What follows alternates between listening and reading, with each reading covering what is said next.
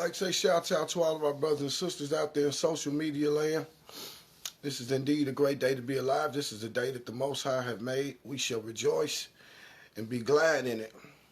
And we want to send a shout out to all of our Israelite brothers, those that are near and those that are far off.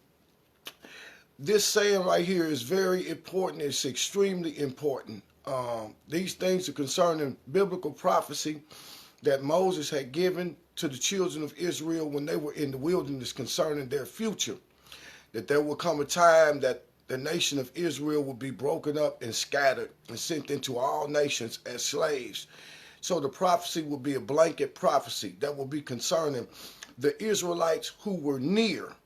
Those Israelites who were near were those that still held fast to their laws, those that still had an understanding and a comprehension of who they were. They were the people that were delivered from Egypt. Those Israelites that were near still had a full understanding of what their purpose was.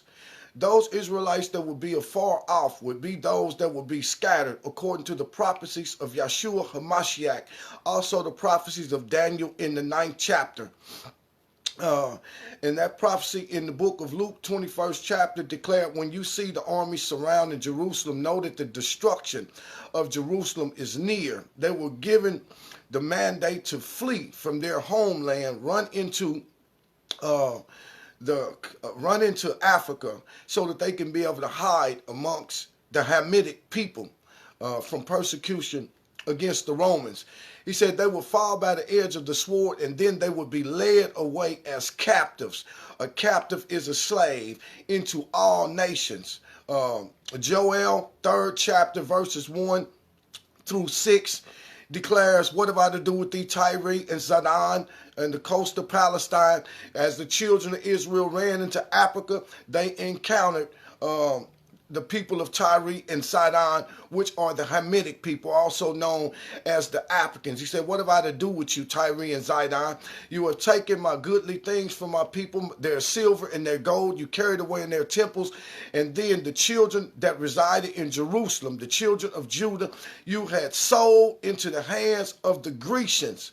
And even the historical records in this system that we live in lets us know that there was a people that was sold from the banks of West Africa into North, Central, and South America. He said, you have sold the children of Jerusalem and the children of Judah into the hands of the Grecians and removed them far from their borders. That is backed up by Deuteronomy chapter 28, verse 68. And the Lord shall bring you into slavery again with ships, whereby I spoke unto you when you came out of Egypt, that you wouldn't see slavery anymore, but because we transgressed, he said, I'm going to bring it back. There you shall be sold unto your enemies for male and female slaves, and no man shall be able to deliver you. Why are these things so important? These things are so important because this hour that we are living in now, it's all about God's people. It's all about God's people at the end of 400-year captivity, according to Genesis of 13th chapter. It says, know this for a certain, Abraham, your children, they shall be strangers in a land that does not belong to them. And while they there, they shall serve the people of that land. They shall be afflicted for 400 years. And after that, I shall judge the nation that did it, and my people shall come out with great substance. Well, right now, this nation is being judged at the end of that 400 years of ill treatment. And our people now have heaped up more great substance than we have ever had in the history of being in this country, period. God is doing what he said he was going to do. But our issue is that we are still so divided in ideologies and in our perspectives from a religious standpoint that we seem not to realize that we are the same people. We are those that are near and those that are far off, but we are still the same people. At some point or another, that we're going to have to learn how to climb over ideological differences and understand that we as a people have a responsibility to this world, that is to exemplify God's righteousness in this earth. And so to our brothers and sisters that are near and that are far off, it makes no difference whether you understand who you are or not, whether you call yourself a Muslim, whether you call yourself a Christian. The book of Isaiah says, can a mother forget her suckling child? No, there's no mother on the planet that can forget the child that sucked on her nipple. He said, and though you may forget, I will never forget. I know exactly who you are, no matter what you've been scattered in, no matter what your mind frame is like. So the Most High still knows who his people is. And we look at Jeremiah chapter, I believe it's 31, verses 35 through 37. Thus says the Lord, who give the sun for a light by day and the moon and stars for a light by night. The Lord who divide the waves when the sea roared. The Lord of hosts is his name. If these ordinances shall depart from me, if these laws that govern the sun and the moon shall depart from me, then I also will cause the seed of Israel to cease from being a nation before me. Well, we still a nation before the eyes of the Lord, whether we realize it or not. It don't make no difference who try to put their face over our name. We are still a nation of people before the eyes of the Lord. And because Abraham was made a promise that in him all the families of the earth would be blessed through his children, there had to be a physical seed of Israel on the earth in order for those things to materialize.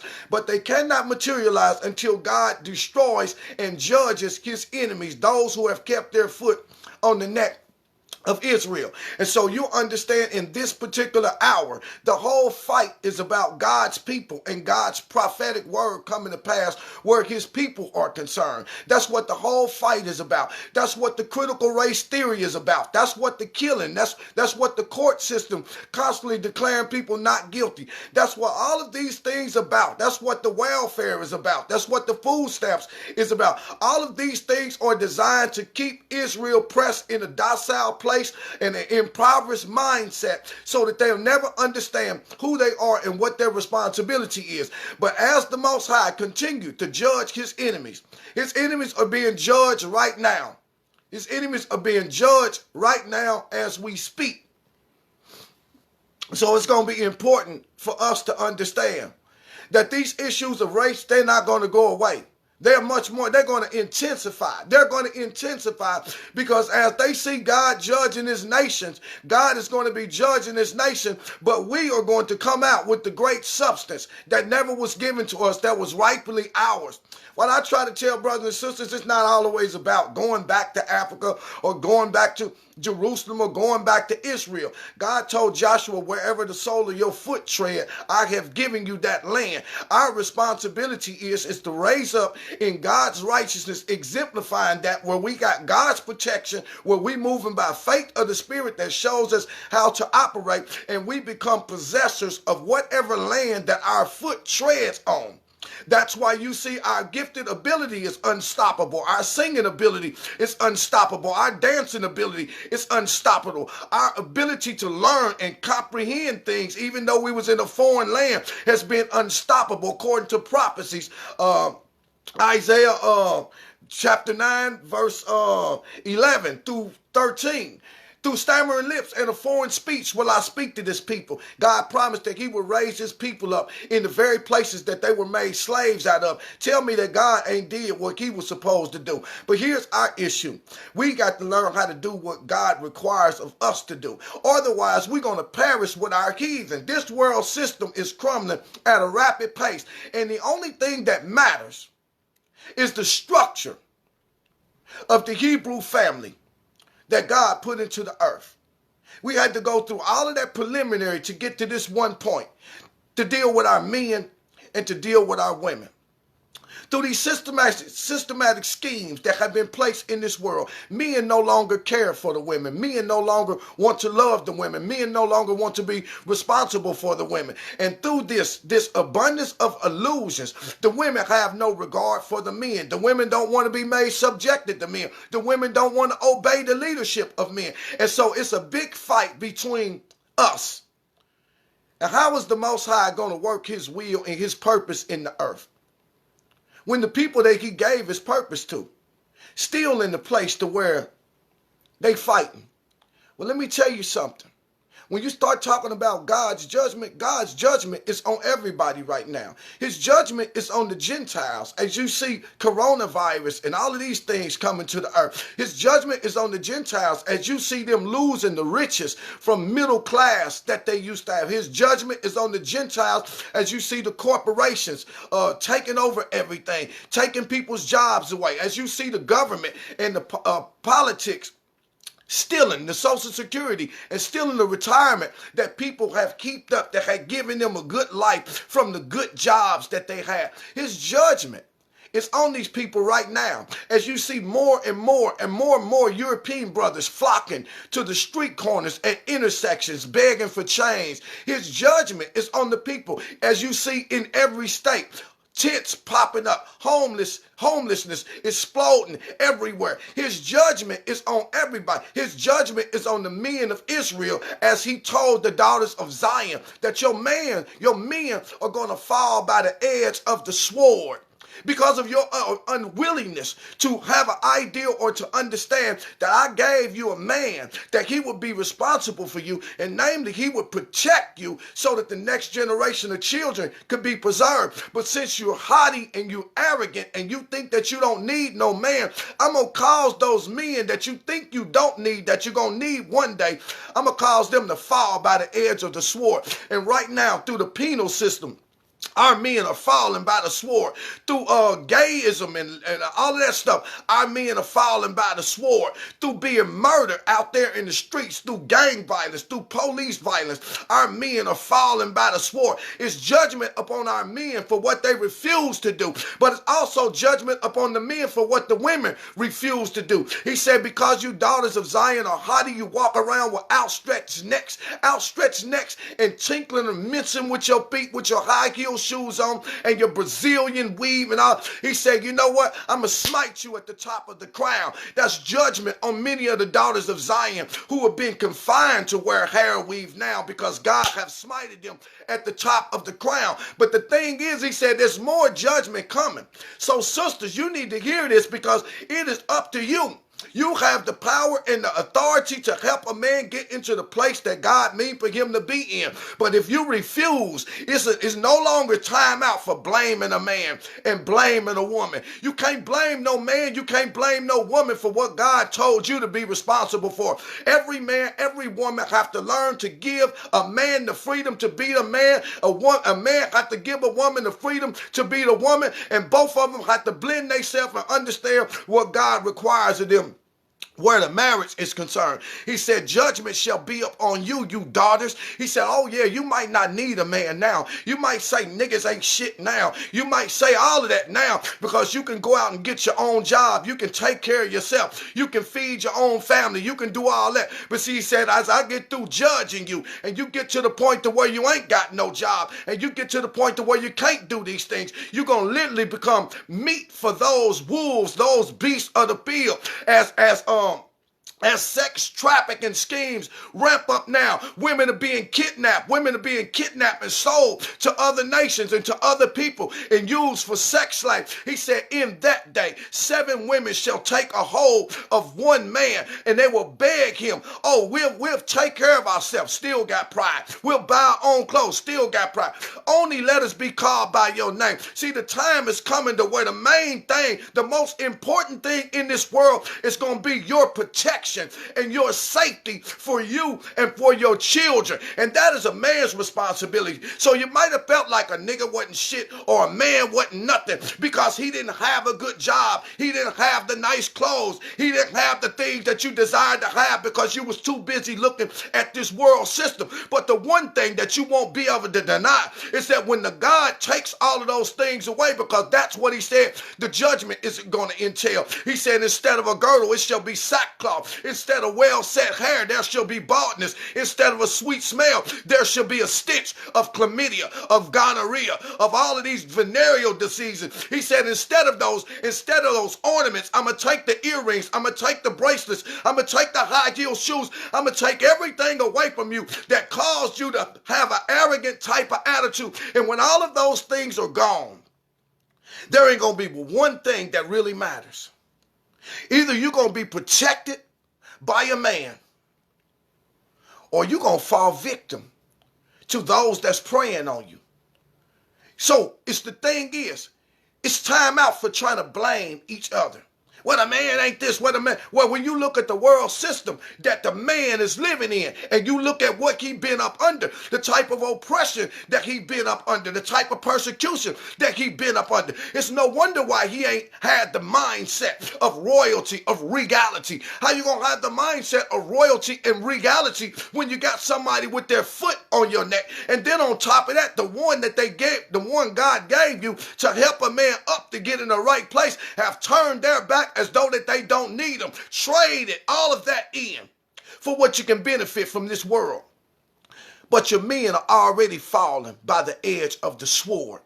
They're already falling. Your men in the rap game. And let me tell you something, brothers and sisters. You can talk till you're blue in the face. But if you're out here supporting these thugs on TV that's producing all this hate-filled music, teaching our children how to hate each other, how to not care for the women, and these sisters out here that's promoting the next generation of whoredom and prostitution and lasciviousness and debauchery through these videos, these Cardi B's, these Megan and stuff. If you out here supporting that mess, then guess what? You stand to be up under the same judgment that they up under. Because these are some of the main reasons why our people are in the condition that we are in. Your marriages can't stay together. You're producing children that you ain't fathering. You're producing children that you can't stay connected to raise. Nobody cares anything about God's righteousness being exemplified. Everybody only cares about what they think or what they feel. But baby, let me tell you something.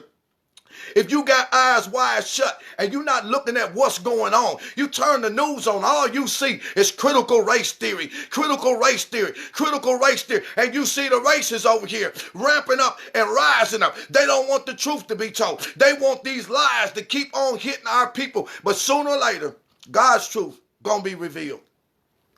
The problem is, where you gonna be? Where's your mindset gonna be? You a husband, you a wife, you can't keep your marriage apart. You got judgment over you. Because your marriage falling apart has nothing to do with your mate. It has everything to do with your unwillingness to be obedient to the mandates that God gave you, where being a husband or being a wife is concerned. You can't blame each other. You can blame each other, but at the end of the day, God is the one that's looking down, saying, I know you didn't realize it, but you said that you promised to do this as long as I helped you. You're going to tell me that you can get in trouble, and then all of a sudden you can forget that I promised to give you the help that you need in order to make it work? You see, God's judgment will be on you, and God's judgment have been on us. Even though he got promised blessings for our future, it is still on us to move into those places. You're not going to be able to stop it. You got these coons on TV. Well, critical race theory ain't no good. Hey, critical race theory ain't no theory at all. It's simply dealing with the truth of the matter. And if you don't want to believe that critical race theory is the truth, you take a look at what's happening with the court systems, with the not guilty, with the not guilty, with the not guilty. Critical race theory shows you that the racism and supremacy are embedded in the fabric of our laws and society. And we see these things playing out every day. But you can have a coon that look just like you to come on TV and say these things. Well, let me tell you something. Let me tell you something, brothers. Let me tell you something, sisters. These things ought to make you afraid. These things ought to make you start binding yourself together that one of you couldn't fall without the other one. Because when these things start happening, we are going to have to preserve our own self. And you talking about you don't need no man? Well, guess what? You out there on your own. You out there on your own. You out there on your own. Just like that little girl was out there on their own when they got off the plane in the movie Taken. Soon as they landed in Paris, it was somebody right there waiting, praying on them to take them and then send them into another life. This is what's happening. It's happening to many of our sisters. It's happening to many of them. And the only thing that matters, when you ain't got no protection, then you're going to feel the full brunt of God's judgment. He said, at that time, and see, this one is going to show you a change at that time. You're going to desire. And all your men that are already fallen by the sword because you kept talking about, I don't need no man. I don't need no man.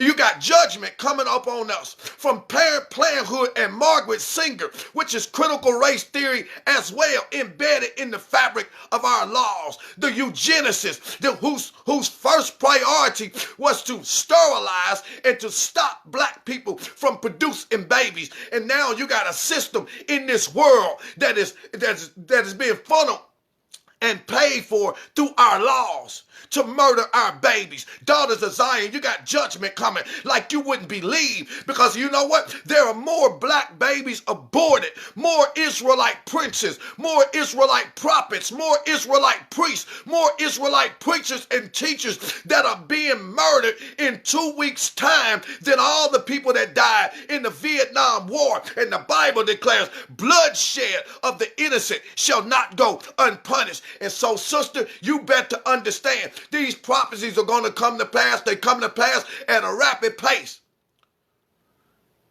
He said, in that day, the same one that you said wasn't nothing, you will beg him, along with 6 other of your sisters. You will beg him, even though he still ain't got no car, even though he still ain't got no good job, even though he still ain't got all the things of the world that you thought he should have. You shall beg him for protection. These things are going to happen. And there ain't nothing nobody can do to stop it. Only thing that anybody got to do is you have an opportunity to repent when you hear the word of the Most High. Ain't no sister can say nothing about a man, because the man already been up under judgment for his rebellion. He been falling by the sword. He been hidden in prison houses. He been snared in holes. He been murdered, and while the oppressors declared themselves not guilty in the street, it ain't nothing that no woman could ever say about a man. He already been up under judgment, but your judgment ain't came yet. It's on the way. My advice to you is that you repent now. Understand that there are no perfect men in this world. Man, understand there are no perfect women in this world. Get your mindset past sexuality, past being in a nightclub, past being in the beauty shop, and get your mind focused on what do God have for me to do. I want a better life for my children, but if I keep going the way that I'm going, my children's life is already going to be destroyed from the jump. Teach me, Lord, what is thy will for me? Teach me how to be the true daughter of Zion that you meant for me to be. A man need to ask himself the same, create in me a clean heart and renew a right spirit in me. I know that I'm more than what the people said that I was. I know there's a such thing. I can do it, but I don't have to be it. I got the ability to change my life. Teach me what being a husband is like. Even though I didn't have no daddy, that don't mean that I got to be one that produces a fatherless child. I can learn from not having a daddy and intensify my desire to be that which I didn't have. Teach me thy ways. Teach me thy statutes. Teach me,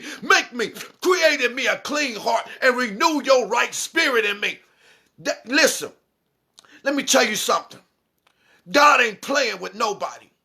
He not playing with nobody. You know why the COVID-19 wiped out so many old people? Because God said, my judgment shall be upon the ancient. You see, God have judged the ancient folk through this virus thing. He have caused so many of the old folks to pass. You know why? Because they were the ones that neglected his standard of living. And because they neglected his standard of righteousness in the world that they're living in, this is the crop that got produced because of the lives that they're living. But God said, my judgment shall be upon the ancients first. Then my judgment gonna be at the house of God. You call yourself a Christian? You call yourself a Christian and you in church? Don't you understand that God's judgment is upon the church? Doors of churches are closing all over the world, because the men that's sitting in the pulpit have allowed themselves to be taught by their enemies, and they have brought their people up under a greater form of bondage. Churches are being closed all over the door. You ain't standing for God when you can let something blow into the world and you can close the door that you say is God's house at a time. If it ever was a time that people needed faith, they needed it right then and there. And you can shut the doors of the church and go into full compliance with the governmental system of this world. God's judgment is upon the church. The people in the church are dying. They're dying even as stillborn babes walking run around dead don't have no idea of what God requires of them, because the person that they're listening to is as blind as anybody else. The blind leading the blind in the name of Jesus. Well, many in that day shall come in my name, and I shall tell them to depart from me. I never knew you, you that work iniquity. You call yourself an Israelite, and you running around here calling women bitches and calling them dogs as though you ain't the one that got fleas. You calling yourself all these things, and you say Yahuwah is king, Yeshua is king, and you can't keep a marriage together. You calling yourself all of these things, and you living your life according to a prophecy of judgment where you think to have 4 or 5 wives is a good thing when it's really God's judgment upon the daughters of Zion, and you thinking it's a good. Well, let me tell you something, brother. Many shall come from the east and the west. They shall sit down with Abraham, Isaac, and Jacob. Yet the children of the kingdom, yet the children of Israel, yet the Hebrew Israelite shall go into outer darkness. There he shall weep and he shall grit his teeth from the torment that he experienced, because he never understood what God's will was. We are so caught up with what it looked like from the outside, with favor of men, with running to and fro, and all of these different things that ain't none of us stop to really ask ourselves. Stop to really ask ourselves, what is it that God is requiring for me? Did God just put me here in this earth so that I can be able to put on clothes and dress up while the body that the clothes is covering is in bad shape? What did God put me here for? Did God just put me here so that I can go out and then shake hands with people and then look good? Did God just put me here for that? Did God just put me here to father children that I had no intention on taking care of? Did God just put me here not to be able to keep a relationship together? What did God put me here for? We got to ask ourselves these questions, because we're not going to avert these things that's coming into our world. We're not going to avert them. They stare us in the face on a daily basis.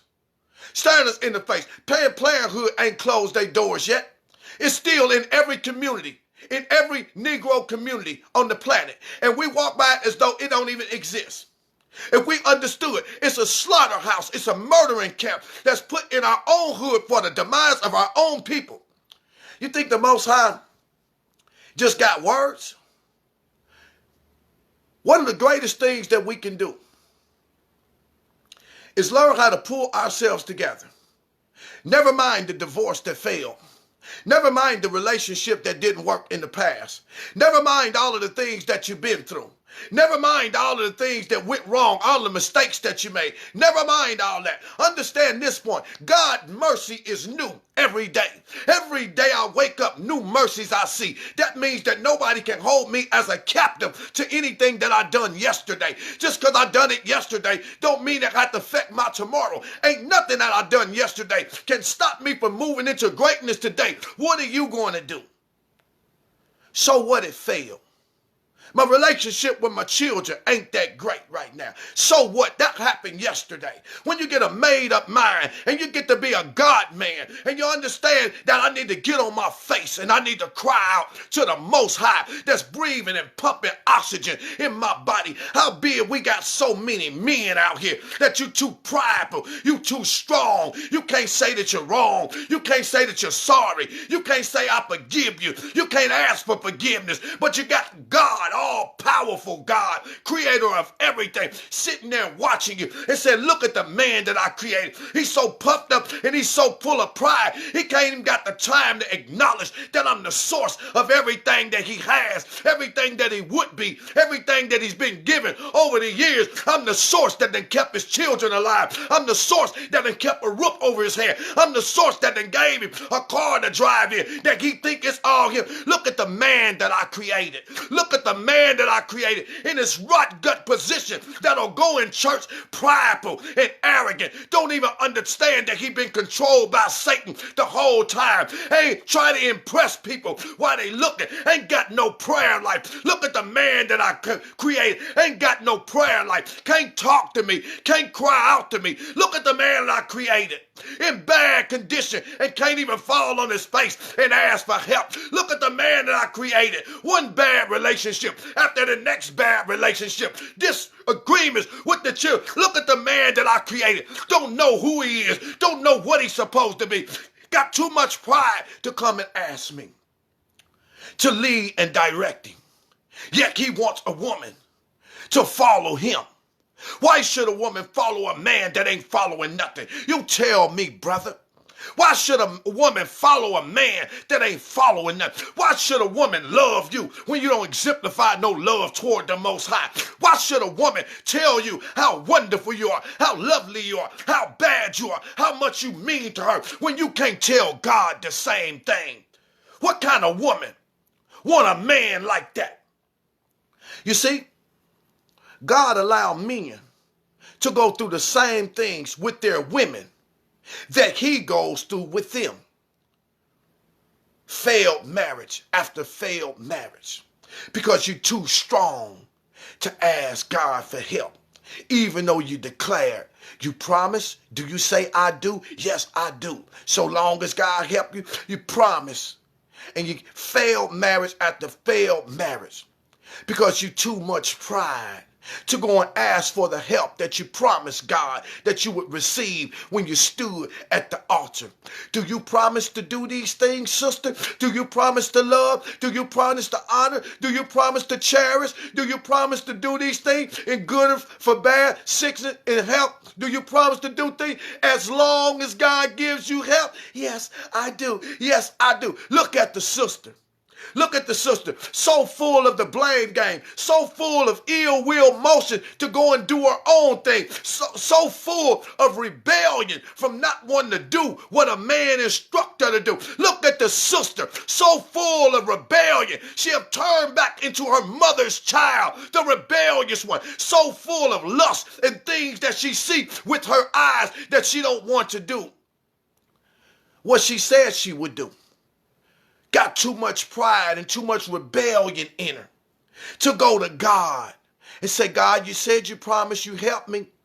I can't control what's in the man's heart. I can't control what's in his mind. And above that, I don't know what's on his mind. I don't understand what he's going through. Can't go and do that. But we need some sisters out here that'll stand up, go in the closet and say, oh, God, help my husband. Oh, help my husband. I know it's rough out there. I know he ain't got the same opportunity as other men. Oh, help my husband. I know he didn't have no daddy. Oh, help my husband. Oh, help me to understand what my husband might be going through so that I know how to deal with him. Help me to be able to listen to him so I know what to say. Oh, help me not to say things that'll tear him down. Oh, help me to be able to build him up. Oh, help me to climb over my own rebellion, my own personal rebellion. Oh, help me to understand that this man, I'm going to need him one day to protect me. Oh, help me. Oh, see, we're on some bullshit. That's all it is to it. Somebody, I thought he was a preacher. I thought, well, you know what? You talking about, oh, he used some profanity. I tell you what's profane. Profane is when you stick your tongue up the rim of somebody else's butthole and you're running around here putting it out there like it's something good to do. That's profane. Profane is when you go and kill one of God's creation and take something dead, rotten, and putrid and then put it on a plate of your child. That's profane. That's what's profane. Profane is another man taking a penis up under his mustache. That's profane. Profane is some woman want to go and lick on another one. That's profane. That's profane.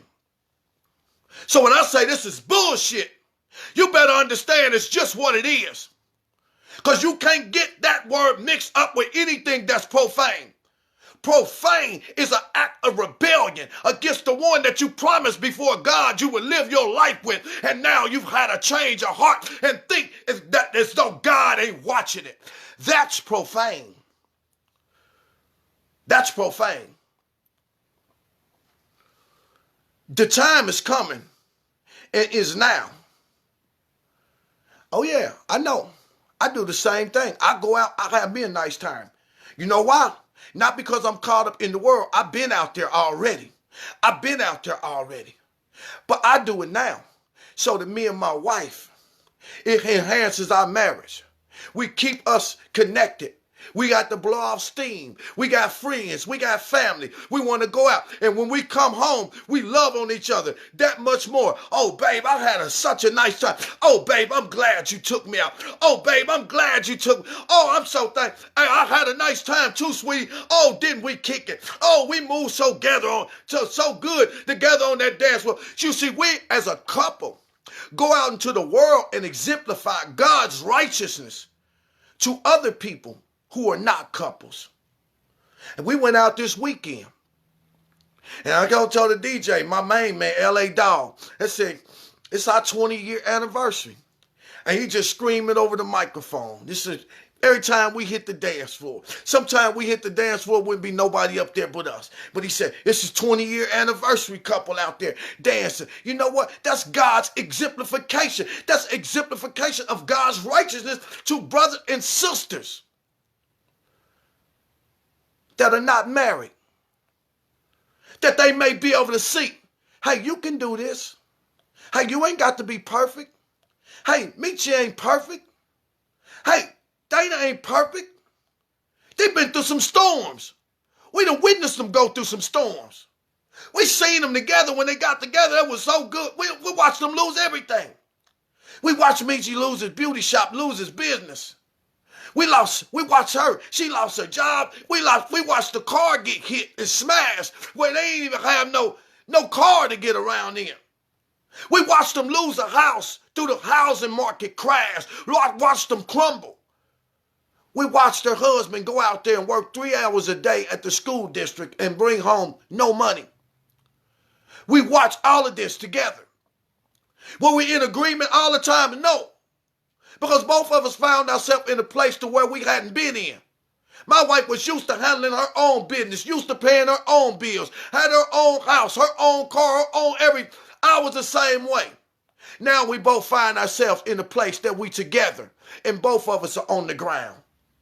It was people that was watching that, waiting for the marriage to fall apart, waiting for the blame game to come out. Oh, man. Oh, but one thing people didn't take into account. Let me tell you something, sister. I don't care what condition your man finds himself in. If he's a praying man, you can best believe that he can pray himself out of a bad situation into a good situation. Let me tell you something, brother. I don't care where that woman is. I don't care where that woman is. And watch this, what I say. I'm not about to tell you what the woman gonna do if she's a no. I'm going to tell you the same thing. I don't care where a woman's situation is. If she got a praying man, that man can pray her out of the situation she in, into the place that he desired for her to be. That's the responsibility of manhood. That's the responsibility of a man. Protection is not just physical. Protection stands at the door and rebukes anything spiritual that will come interjected in the mind of your wife. That man not only can pray himself out of a bad situation, he can pray his wife from one place of life into another place of life when he's a man that's chasing after God's own heart. You see the responsibility. And while our sisters might say sometimes, well, this man ain't nothing, hey, you got to understand this. You have the power because God gave it to you to help that man get wherever it is that he's supposed to be. If you will simply do what God told you to do. He said, you ain't got to go and tell that man what he need to do. You ain't got to go and fuss at that man. All you got to do is do what I told you to do. Maintain a meek and quiet spirit. He said that is priceless. He said that meek and quiet spirit and you being obedience coupled with your fear and reverence, you so focused on what I told you to be as a wife, you ain't even paying no attention to him. He said that thing is priceless. He said, and that right there is what I'll use to captivate that man. Because the man really wants your attention when he done wrong, so to make him feel like he done been justified since he took a beating. But when you close your mouth and put your words in your pocket, you see, he's tormented by his own spirit because that's how God told you to operate. I don't care what y'all do. We got to find a way to fix this stuff because this is intensifying. And you got people heaping up themselves from all over, coming against our people on every level. They have kicked up 1,000 ways for our people to die. The wise man foreseeth evil coming, and then he gonna hide himself. That means he make the necessary provisions so that he can be able to preserve he and his wife and his children through whatever comes. But the simple-minded people, I ain't talking about nothing. He talking about that God stuff again. He talking about that. Let me go put this Lil Wayne on. Let me go put this Lil Wayne. The simple gonna pass on and get punished. That's why I don't trip about all this killing, all this murder out here, all these things that's happening. Okay, I know what's at the root of it. Most of what's at the root of it is God removing the wicked from the earth because of their rebellion. Now, there are some exceptions. Sometimes God just calls people home because it's their time to come home. Some other people have such good natures and such good spirits that God don't want them to be contaminated or corrupted with the wickedness of this world. So he takes them home early. Understand these things. But my point is this. With the stuff that's coming against our people in this particular hour, and it's about to intensify because we just got word that 2,000 of the head union people of the Teachers Association just passed a bill that critical race theory will become a requirement of curriculum in the schools. You know why they don't want it done? They don't want the prophecy of Jeremiah chapter 16:19 fulfilled. Because the children gonna understand while they coming up, they will come up and be raised in affliction. And they will not understand how it got like that. They will understand when the critical race theories start being taught. They will understand that you are being afflicted by God because you declared my people 2/5 of a human being, 3/5 of a human being. You are being afflicted by God. Because of the prophecy in Zechariah chapter 11, verse 5, those who possess my people as slaves begin to murder them, go into their court system and declare them not guilty. You're being afflicted because it's been embedded in the laws of your government that because a black man is 3/5 of a human being, anybody that kills him cannot be convicted of murder. So they declare themselves not guilty. It's been in your laws, the racism of impoverishment and all of those type of things. See, the children, they've been coming up one generation after the next, and they've been taught more lies and more lies and more lies and more lies. What the children are about to be exposed to now is the truth. And these set of children will not be like that set of children. But see, it's going to be some other things that transpire in the midst of this. Let me show you one of them.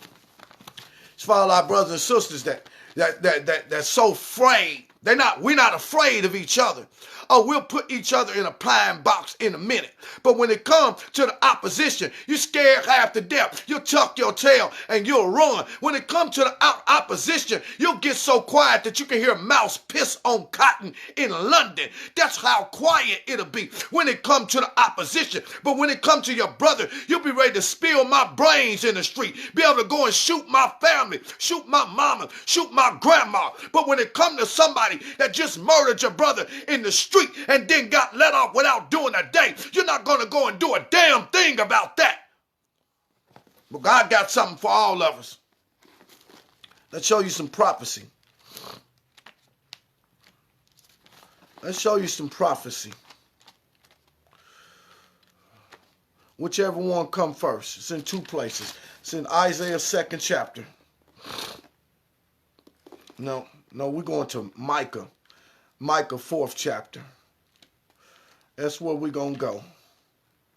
Let me show you something. I know some of you don't want to think about this, but some of us is getting ourselves built up in the faith. We can't wait till it happens. We can't wait till it happens because we know what the opposition think. The Bible said, let him that is weak say I'm strong. Come on, prideful man. Oh, we got the greatest military in the...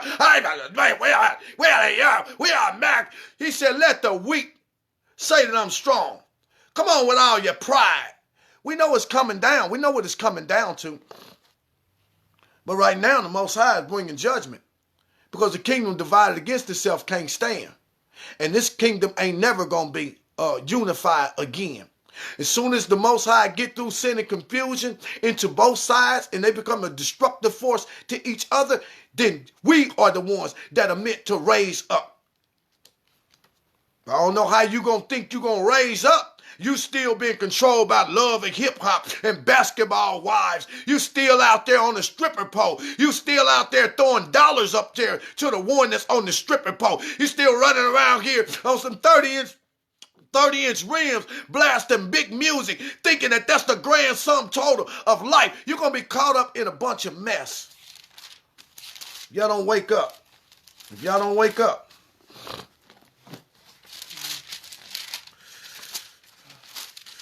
y'all don't wake up.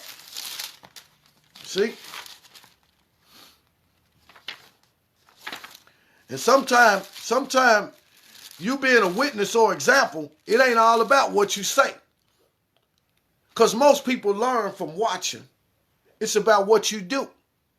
It's about what people see you do. There are many people I ain't never had a conversation with that can come up to me and say, man, you know what? Keep doing what you're doing. You see? It ain't all about what you say.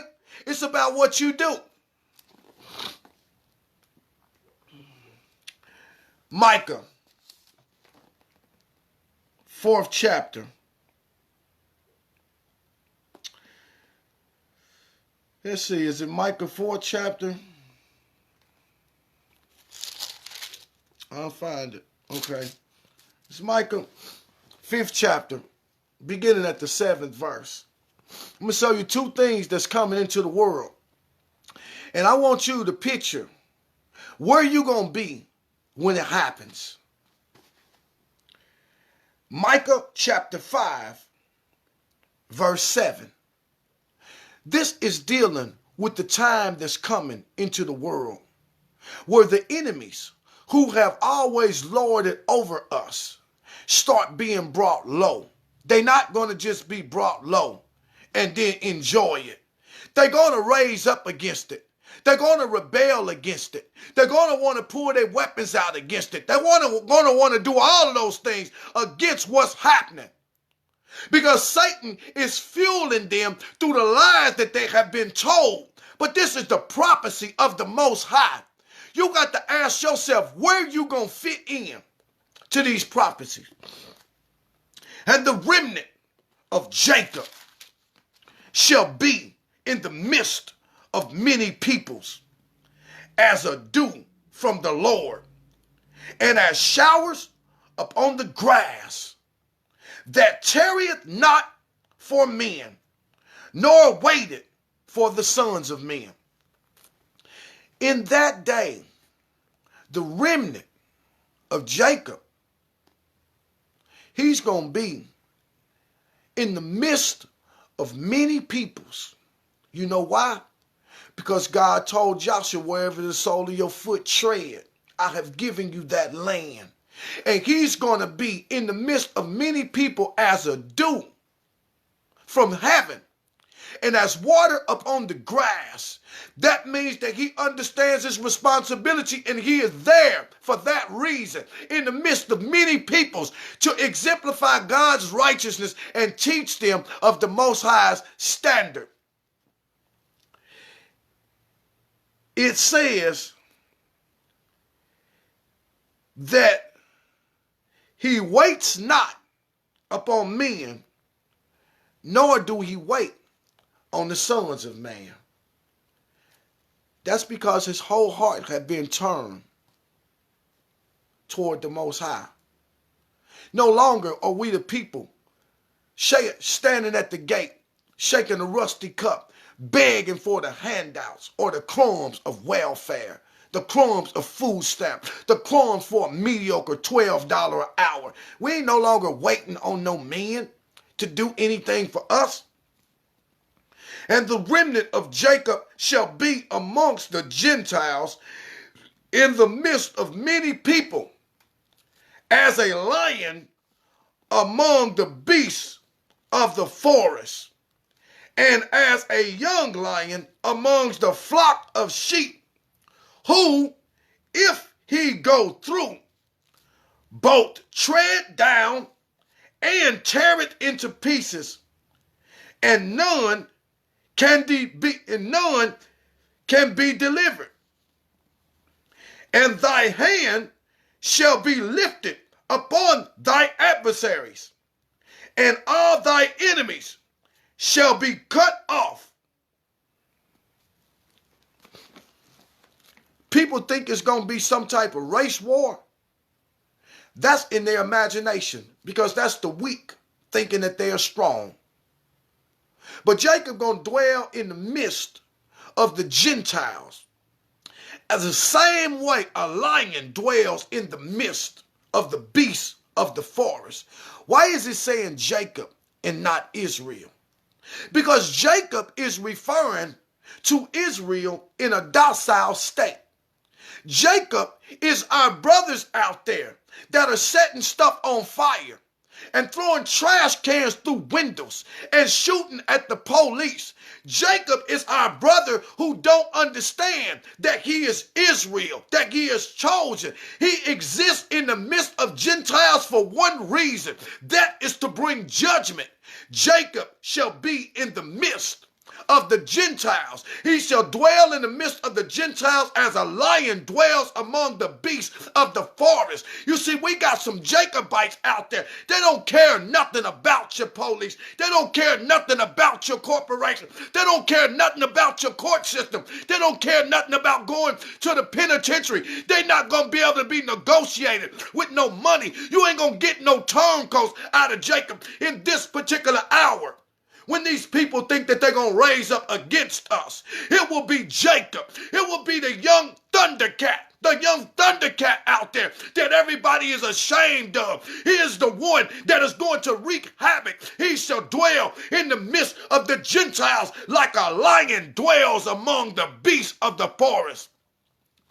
He shall dwell in the midst of them as a young lion dwells among the flocks and the herds of sheep, that when it's time for him to go through, he shall tread everything down and render and tear everything into pieces. And it will be the hand of Jacob that will be lifted up on thy adversary. So do whatever you think that you're going to do.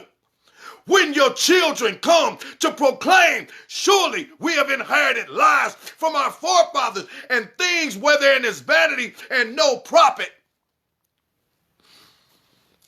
Do whatever you think you want to do. Because the people of God, the only thing I'm concerned about our people getting their head in the right place so that we don't perish with our enemies. And it's going to start with the man and with the woman.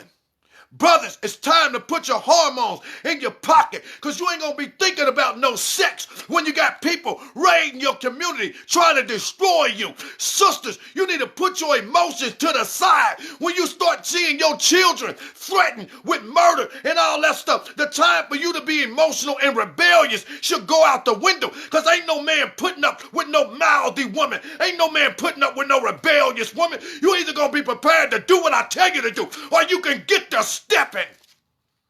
That's the type of men that we need in this hour. That we don't need no weak, sissified, pussyfoot, timid, weak, broke down, old rot gut men. We need real men that understand their responsibility.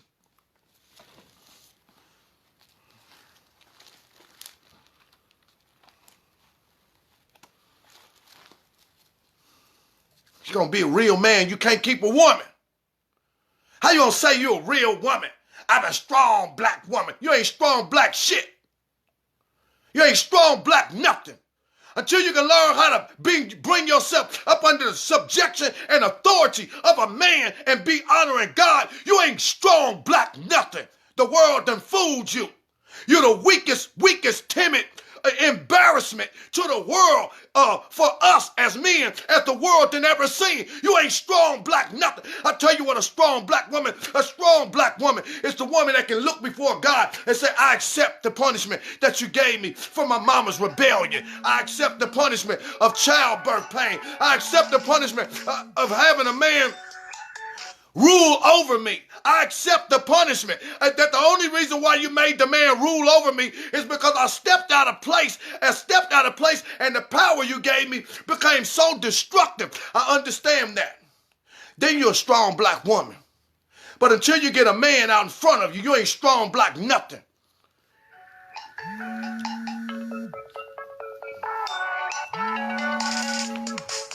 I'll pick it back up a little later.